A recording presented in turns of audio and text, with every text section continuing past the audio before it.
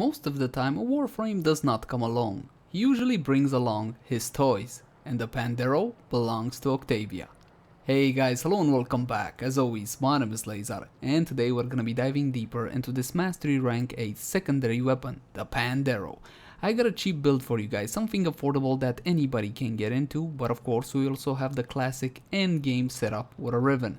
That being said though, please keep in mind that my builds and guides usually follow a more new player friendly approach, simply because there's a lot of info here and I want anybody watching this video to understand how the weapon functions and how it should be built. So if you're a veteran of the game and already know most of the basics, then please bear with me. And with that out of the way, let's jump into the Pandero. Let's begin by checking out how the weapon handles without any mods equipped, and I'm gonna be taking roughly 25-30 meters from the wall and start shooting. You will see that the Pandero is pinpoint accurate, absolutely bloody outstanding, just like the Lex Prime for example. In fact, they have the very same accuracy. But you'll also notice the god-awful recoil. Look how much it jumps, and you kinda gotta wait on it to restabilize. And you'll also notice that it leans to the upper right side. You see it kinda goes up and right. And you also have an alternative fire which will empty the current clip, like so. It doesn't matter how many bullets you have left in your clip. For example, if you have 3, it will empty 3. If you have 8, it will empty all of them. And once again, the same god-awful recoil that heads upper right. And that's pretty much it. It's an 8 shooter for the most part. Also known as High Noon. In any case, let's jump into stats to see precisely what we're dealing with. First of all, mod capacity is 60 out of 60. But if your Pandero only has 30 out of 30, then jump into actions and install an Orokin Catalyst. The Orokin Catalyst can be obtained from alerts, invasions, or, if you're lucky, from the daily sortie. No access to the sortie yet, then simply progress further through the story and you will. My weapon has been formatted a total of 5 times, but this was done mostly for the actually no, you are gonna need at least 4 forma for the build I'm gonna be recommending to you guys. Accuracy 16.0, that this might not seem like a big number, but it is pinpoint accurate, and as long as you can aim, you're gonna be getting nice damage out of this one at long range. Critical chance is sky high at 30%, and so is the multi at 2.0. This is where the Pandero shines. Fire rate 3.0, but as you saw, you kinda gotta wait on the recoil unless you're very close to your target. A magazine of 8 and a lightning speed reload of 1.0. Now, having a magazine of 8 is a bit troubling, but then again it is mitigated quite nicely by that reload speed. Riven disposition 3 out of 5, which means that the Rivens will be decent towards good for this one. Status chance unfortunately only 10%, and this is where the Pandero suffers. If this was at least 20%, this would have probably been one of the best guns in the game. Now onward to the default damage, impact, puncture, and slash, or IPS for short. You will see that it does quite a significant amount of damage, and the highest will be slash. Now the burst shot is basically the exact same as the semi shot, but the accuracy is a bit lower at 8.2, but the rest is the same. Same crit chance, same multi, same status chance, and same damage as well. In any case, let's start slapping on some mods, and Hornet Strike is mandatory on mostly any weapon. I can't remember a secondary where you wouldn't want to put this one. After that, let's go into multi-shot, the best thing on everything. Barrel diffusion, once again mandatory, 120% multi-shot, as well as lethal torrent. Now lethal torrent you might not have, found from alerts usually. If not, head on over to the trade chat on PC, max 10 plat, some people setting it for 15, but there you go, pick and choose. 60% fire rate and 60% multi-shot. Now, because of the high recoil, you're not really gonna get much out of the fire rate, but the 60% multi-shot is definitely worth it. As you might know, multi-shot means you're gonna be firing multiple bullets with a single shot. And we added 120 plus another 60, that means 180.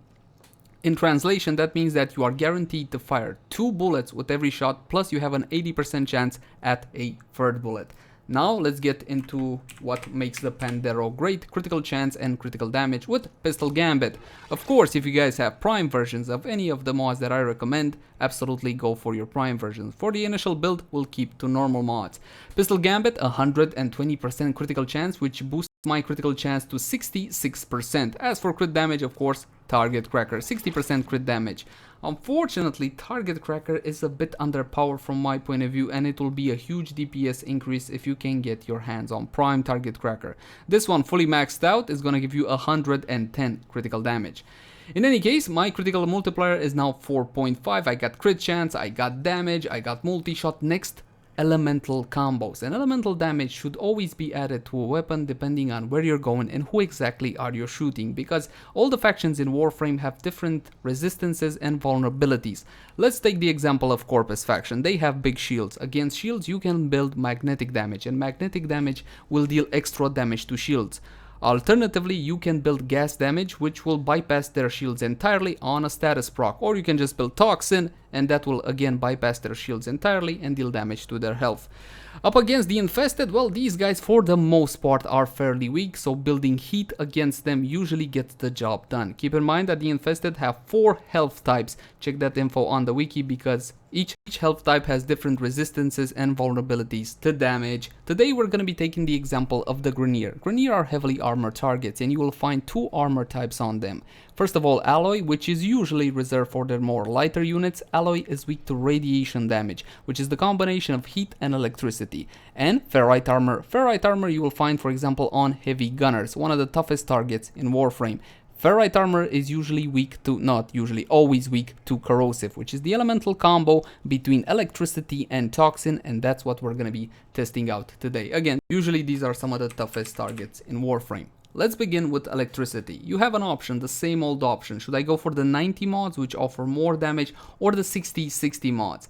Let's keep in mind that the base status chance of the Pandero isn't really all that high, only 10%, so you're not gonna get a lot out of the 60-60 mods, but throughout testing these things have constantly performed better, so I will recommend them. Jolt for electricity. This one is the most expensive mod on the build, currently on PC going for about 40 plats, something along those lines, because Barrow just brought it, so it's not overly cheap. However, after a long period of time, Jolt usually gets to something like 100 plats, so by all means pick it up while it is still cheap. It is not farmable, sadly, from anywhere in game. When it comes to toxin, we got Pistol Pestilence, and this one is a lot less expensive, 10 to 15 plat on PC from the trade chat, and can be farmed from Corrupted Vor in the Void. 60% toxin and 60% status chance. As for our last mod slot, this is what I like to call an option slot. By all intents and purposes, please build a weapon to your specific gameplay style. For example, you might like Seeker for the punch through, 2.1 meters worth of punch through. That means that you're gonna be able to kill multiple targets in a line, and Seeker is definitely not a bad idea. But perhaps you simply can't stand that god-awful recoil, and to be honest, I'm having trouble controlling it too, so there is that.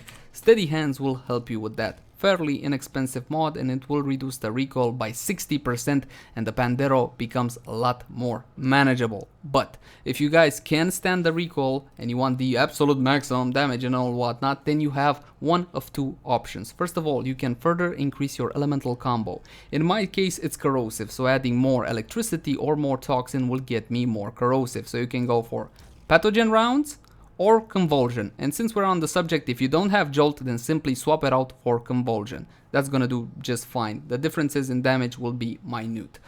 In any case, you have one more option, and the option I'm gonna be recommending to you guys. More crit chance, because again, this is where the Pandero shines. Hydraulic Crosshairs. You might not have this one. It is farmable from Lua Spy missions. Rotation A, Pavlov is the name of the mission. Link in the cards right now for an easy mode way to farm it, guaranteed. 135% crit chance while aiming for 9 seconds. It's on headshot. You should be able to get plenty of headshots, especially considering how accurate the weapon is. And that extra 145% crit chance mixed together with Pistol Gambit, the normal version, will guarantee you crit. You are going to 106% critical chance with these 2 mods alone, and this is why I recommend Hydraulic Crosshairs. Basically, all of your shots will be crits. So we got our first build. Why don't we test it? And I'm gonna be spawning in Corrupted Heavy Gunner level 120, and these guys are very, very tough targets, armed with Ferrite armor, but of course we built corrosive. Now here's a quick note, because the enemies are paused does not mean they're taking extra damage from my range attacks. In the past that used to be an issue, but has been fixed for some time now. Keep in mind though that if you're going in melee on paused AI targets, then they still take a finisher multiplier. Still waiting on the E to fix that one, but in any case, as you can see, the Pandero can deal a considerable amount of damage. Not enough, however, to kill one of these high level targets in a full clip. Actually, it kind of takes some 2 clips. Nevertheless, you do have that quick reload time. Now let's try for rapid fire. Let's see if we can control the recoil. Now this is a controlled environment and the targets are standing still. You're not really gonna meet this kind of situation in-game, in real gameplay scenarios, unless you bring some crowd control to the table. And the recoil, well, is barely manageable, okay? I'm kind of fighting my mouse to keep it on the target because it's not bad enough that it goes straight up. It also goes to the side a little bit. Let's try the alternative fire. However, for this one, you're gonna need to be close. This is 5 meters from the target, I think, and if I go like this, it simply goes off target. I gotta start somewhere around the chest area to make sure I'm gonna be at least landing all my bullets if I cannot hope for full headshots. Let's try to fight it. Oh, you can. If you're really focusing on it, yes, you can. In any case, if you do not like this god-awful recoil, I don't blame you. Simply slap on steady hands and forget about it. And that's pretty much what the Pandero can do. Now I know what you're thinking, it's a slash weapon, primarily. So that means viral, right? Well, we're gonna try it just for the sake of presentation, but because of the low base status chance of only 10%, you're simply not gonna get that many slashes on the target. But anyway, let's try it. Couldn't hurt, could it? So we're gonna go for Frostbite, which is the 60/60 mod for cold instead of jolt, and now all of a sudden we got viral damage, and let's see how it will work. Status chance is roughly 50%, but keep in mind that is a shot status chance. Okay, we got our targets, and let's try to slash them up with viral. Viral reduces the maximum health of a target by 50% for the duration of the debuff. So for that period of time, your slashes will be dealing double damage, so there is that to take into account. If the status chance of the Pandero was slightly higher, okay, maybe a lot higher, 20%, then this would have been a godlike weapon. As it is now, however, it's simply good. Good enough, if you ask me, at least. And that's pretty much what it can do. Now, let's switch to a Revenant. I was fortunate enough that a friend loaned me a Revenant for this one. It's actually pretty good, and believe it or not, he rolled it 100 times. This Revenant is worth 25,000 endo plus if you were to disenchant it or dissolve it, whatever it's called. In any case, my Revenant build is pretty similar to the standard build. The only real change is the fact that I dropped Lethal Torrent and exchanged it for the Revenant with critical chance and multi-shot. The rest of the build is the same, but of course Prime Target Cracker and Prime Pistol Gambit took the places of the normal versions. And let's see what kind of a difference does a Dispo free Revenant make. Quite the difference, actually. Almost killing a target, I think, in a full clip, but let's showcase. 1, 2, 3, look at those crits, beautiful. 4, 5, 6, nah, it's not gonna happen. 7, 8. Alt fire. Look at that, I even got a lot of slashes on that target. Beautiful, beautiful. Now you can use the weapon like this. Unfortunately, you're gonna have to be closer to your target. So maybe on an Inaros or a Rhino, something that can take a bit of punishment. Now for straight headshots. The problem with the alternative fire, I don't know if you noticed, for example, I'm aiming now and I press alt fire. It put me out of zoom. That's not me unclicking my button. As soon as you press the alternative fire, it forces you out of zoom. So the bonus from, whatchamacallit, hydraulic crosshairs no longer applies. That's a bit of a bummer. But as you can see, with a decent Revenant, well, it's a pretty good Revenant, it does pack a much greater punch. And that's pretty much it to the Pandero. There's one more thing which I want to do, go all out with Warframe buffs. But for that, I'm gonna be needing another lovely lady, of course, Mirage, waiting on Garuda. Let's see what she's got. Mirage should have Pistol Lamp, yes, 27% extra damage to pistols. Of course, this being an aura, the entire party will receive the benefit, and of course, it is stackable. As for arcanes, you do have a couple of options. First of all, Arcane Precision. On headshot, 80% chance for plus 120% damage to pistols for 8 seconds, and the usual plus 1 arcane revive. This one is farmable from the third Eidolon down on Cetus, and it will prove a great DPS increase.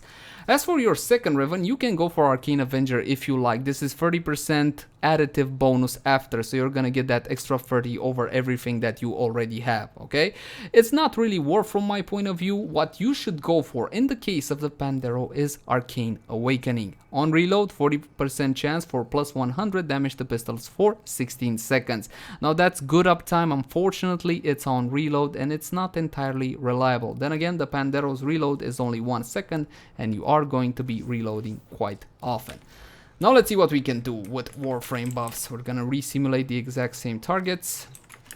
activate Mirage's third ability for a massive damage increase, and of course the clone as well. Let's see, how many shots? 1, 2, 3, 4, 5 shots. Now let's go rapid fire and see how fast we can kill all of these targets. Now when I say rapid fire, it means that I am activating a quick fire macro. I checked with DE, yes, they are fine, as long as you're using them from a well-known software, something like the Razer software or the SteelSeries software, or I don't know, something like Logitech. Again, something that is recognized by their anti-cheat software as not being cheating. So there is that. One more time, this time what I want to do is use the alternative fire. Still not enough to kill you guys, huh? As you can see, the Pandero can definitely pack a punch. Is it a front runner, a heavyweight of the secondary class? Definitely not, but that doesn't mean you shouldn't give the Pandero a go. It definitely has an own unique feeling to it, let's say, and if you guys are interested in a pistol such as this, a secondary such as this, then let me recommend one alternative. It is called the Lex Prime, and this is a fantastic secondary as well. The beauty of the Lex Prime is that it has a much greater status chance of 25%, but also has a greater reload of 2.3, slightly lower critical chance and critical multiplier as well. But the damage is also double, also primarily puncture damage, which will deal extra damage against armor targets such as Grenier. In any case, that's gonna do it for this weapon review. I'm gonna thank you guys so much for watching. As always, my name has been Leyzar. Like, favorite, share, and subscribe if you enjoyed the content. If you have any feedback for me or would like to request a specific weapon review, then by all means, leave it in the comment section down below. I can't realistically promise you that it will be done by next time, but I will be reading through each and every comment. But until next time, guys, bye-bye.